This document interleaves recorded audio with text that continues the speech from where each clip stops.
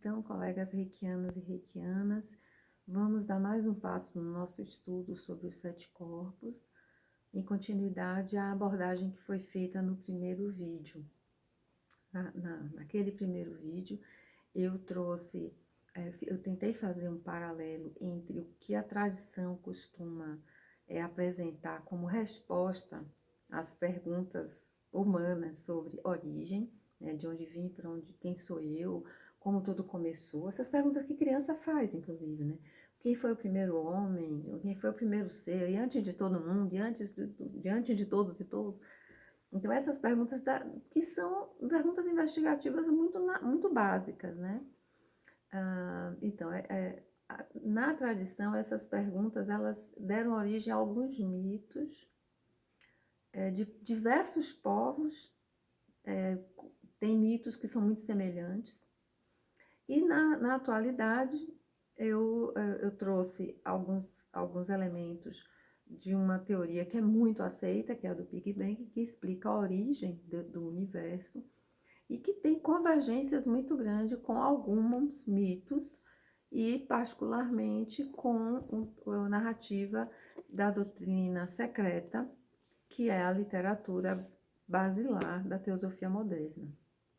Tradução de vários textos da antiguidade, feitas pela Helena Blavatsky. No nosso grupo, Jordan disponibilizou vários volumes em PDF da doutrina secreta. Eu tenho aqui apenas o da antropogênese e a síntese. Mas, assim, quem se interessar em investigar a partir da literatura de Helena Blavatsky, né, dos escritos da Blavatsky, tem ali nos PDFs já um bom material. Bom, então vamos dar continuidade a isso, né? Eu quis ressaltar, quando eu trouxe um pouco da ciência ortodoxa contemporânea e um pouco da tradição, eu quis ressaltar, primeiro, o meu respeito pela tradição, pelas respostas que os mitos trazem. Porque eu considero, como talvez muitas outras pessoas considerem, que essas respostas, elas trazem, as respostas que os mitos refletem, elas trazem muitas verdades profundas, que são acessadas a partir do momento em que o ser humano busca, de forma talvez inconsciente, e encontre dentro de si mesmo, na sua memória mais ancestral, registros desse momento primordial em que toda a realidade material do universo estava condensada numa única partícula infinitesimalmente pequena, e a partir de um momento de diferenciação houve a manifestação, e a partir daí as diversas formas de realidades foram criadas, inclusive a nossa realidade. Então, essa investigação de forma não científica ortodoxa, ela pode nos levar a respostas semelhantes a que a ciência pode nos trazer. Entretanto, eu quero sempre deixar bem claro que o que a gente faz no Reiki, ou que a gente acessa, nem tudo tem resposta científica. E isso não invalida o que a gente vive e faz e sente. Como tantas outras coisas na nossa vida cotidiana, ainda não tem respostas e explicações científicas, e nem por isso deixam de estar acontecendo, né? A gente não deixa de vivenciar coisas porque elas não são explicadas. Então, eu penso que a gente deve ter muita honestidade intelectual e a gente se aprofundar, praticar o Reiki, ler ao máximo e tudo mais, mas sem a intenção de trazer para essa prática que nos faz bem, que faz bem para outras pessoas, sem a intenção de trazer para essa prática nenhum peso científico, porque pouca coisa é explicada cientificamente no Reiki. É o que eu tenho tentado, principalmente nos últimos 5, 6 anos, enfatizar, é deixar o espaço do mistério e validar que há um mistério, não entendemos, mas que nem por isso o Reiki deixa de ser importante e efetivo. Bom, então vamos para frente. Eu vou ler, eu prometi que leria e vou ler o trecho inicial da Cosmogênese, que se chama A Noite do Universo. É a primeira instância. É um trecho curto, Depois eu vou ler um outro mito, que é bem interessante. O Pai Eterno, que é o espaço, envolto em suas vestes invisíveis, essas vestes invisíveis seria a matéria cósmica indiferenciada. Dormira mais uma vez por 7 eternidades. O 7 aí, né? O tempo não existia, pois jazia adormecido no ser infinito da duração. A mente universal não existia, pois não havia Ari para contê-la. Ari são seres celestiais, até onde eu consegui entender. As 7 sendas da felicidade não existiam. As grandes causas da miséria não existiam, porque não havia ninguém que as produzisse ou fosse cativado por elas. Só trevas enchiam todo sem limites, pois pai, mãe e filho eram mais uma vez um e o filho não tinha ainda despertado para a nova roda e sua peregrinação nela. Os 7 senhores sublimes e as 7 verdades tinham deixado de ser, e o universo, filho da necessidade, estava sumido no seio do Pai, para ser exalado por aquele que é e não é. Nada existia. As causas da existência tinham sido destruídas. O invisível que foi, o invisível que é, permaneciam no eterno não ser, o único ser. Então, aqui já se fala da Trindade, né? Pai, mãe e filho, e o filho não tinha despertado para a nova roda. Né? O filho aqui está sendo descrito como aquele que dá o passo, que dá o movimento, aquele que transforma, né? E está sempre se referindo aos 7 senhores sublimes, às 7 verdades, que nesse desenho que a gente apresentou na primeira aula, e esse é um desenho assim, meio que universal em muitas religiões e tradições. A manifestação do divino, inicialmente como trino, também está dito aqui o pai, mãe, filho, o pai, mãe e filho, e num segundo momento de diferenciação, o trino se manifesta como realidade setenária. Essa primeira manifestação do divino são as virtudes divinas manifestas. E aí, como a gente comentou, aí se for para uma linha de Umbanda, seriam os 7 orixás primordiais, os primeiros orixás. Em outras linhas seriam os planetas, mas também não vou entrar nisso. É profundo demais, é interessante e profundo, mas nesse momento eu não vou entrar nisso não. Mas é trazer esse modelo como um modelo que está impresso em nós, que é a forma como esse universo se manifestou, ou foi percebida a manifestação dessa forma. A unidade é o círculo sem o ponto no centro. A partir do momento em que o uno tem o ímpeto da manifestação, ele se diferencia de si mesmo, aí é representado como ponto, ou como os 2 círculos que fazem a Vesica Piscis, né? Os 2 círculos entrelaçados, que é o símbolo do amor. Por isso também se fala que nosso universo o DNA do nosso universo é o amor, que Deus é amor, que a criação é um ato de amor. E isso está representado nessa geometria. E a partir dessa manifestação se forma a Trindade, que está representada em várias religiões, né? É descrita em várias religiões diferentes, lugares diferentes. Nas religiões de origem judaica, por exemplo, é Pai, Mãe, Filho, Pai, Filho e Espírito Santo. É a primeira, a Trindade básica. No hinduísmo seria Brahma, Vishnu e Shiva. Para os sumérios seria Anu, Enlil e Ea.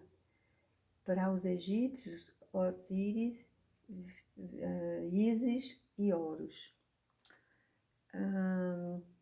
No caso do hinduísmo, o Shiva, ele é o deus que é o bailarino, né? Que é o movimento sendo a origem da criação. E é isso, né? Até o Hermes Trismegisto, daquelas leis herméticas, é falado que a realidade ela é movimento, né? Tudo flui, tudo se move, tudo pulsa, né? Então, Shiva, ele é o criador e o destruidor, né? Enquanto Shiva dança, a vida, né? Então, também trouxe isso aqui mais para a gente lembrar que há uma intuição coletiva na humanidade de que a manifestação ela se dá de uma forma como depois da teoria do Big Bang vem falar um pouquinho, né? Era no princípio, não havia nada, aí há uma diferenciação inicial, e esse momento de grande intensidade é o momento em que há o Big Bang, e que vai se complexificando em certos limiares daí para frente. Bom, aí tem um outro mito, tem muitos mitos que falam coisas semelhantes, mas tem um que é bem bonitinho e eu tenho o livro, então eu vou ler. Está no livro do Marcelo Gleiser, A Dança do Universo. É um mito dos índios Hopi, dos Estados Unidos. Então eles falam assim: o primeiro mundo foi Tokpela, mas antes, se diz, existia apenas o Criador. Todo o resto era espaço infinito. Não existia um começo ou um fim. O tempo não existia, tampouco formas materiais ou vida. Simplesmente um vazio incomensurável com seu princípio e fim, tempo, formas e vidas existindo na mente de Taiô, que é o Criador. Então ele, o infinito, concebeu o finito. Ele criou o Filho, dizendo: eu criei o primeiro poder e instrumento em forma humana. Nesse mito, o filho é o criador, que é um pouco semelhante ao Shiva nesse caso. O filho é quem tem a atribuição de criar, né? De criar as coisas, né? De dar origem às coisas. E nessa visão, e na visão que geralmente a tradição do rei traz para o Ocidente, a gente tem uma adesão à ideia da transcendência, que nas religiões ocidentais também existe, como nas orientais, de transcendência, de multidimensionalidade, dimensões, de outras dimensões além da dimensão física. E quando a gente fala em 7 corpos, chakras e tudo mais, isso está totalmente embutido. Então a gente aceita facilmente que a gente tem um corpo físico e que tem um mental. E o mental não tá no físico, não é um resultado do físico. Mas cientificamente, alguns cientistas, neurocientistas, eles entendem que a matéria cria consciência. São visões diferentes da que a gente adota nesse universo do Reiki. E há muitos cientistas que estão investigando nessa linha de que não é a matéria que cria consciência, existe uma realidade anterior à matéria.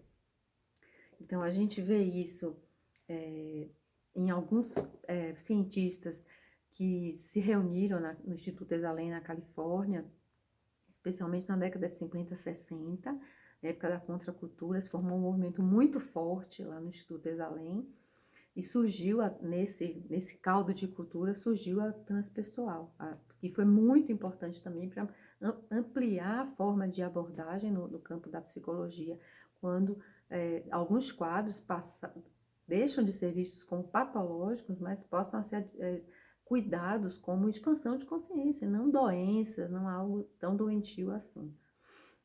Tem muitos físicos que se tornaram pop, né, nos últimos anos. O Michio Kaku é um deles. Ele estuda multidimensões, ele estuda hiperespaço, e também essa questão da dualidade mente e matéria. Muitos outros cientistas estão estudando isso também, inclusive no Instituto Esalen ainda. Há muitas linhas de pesquisa nesse sentido. Assim, é infinito. Para um ser humano comum acessar toda essa informação, seria preciso muitas vidas, mas há muita informação. E eu vou trazer um pouco aqui também numa próxima abordagem.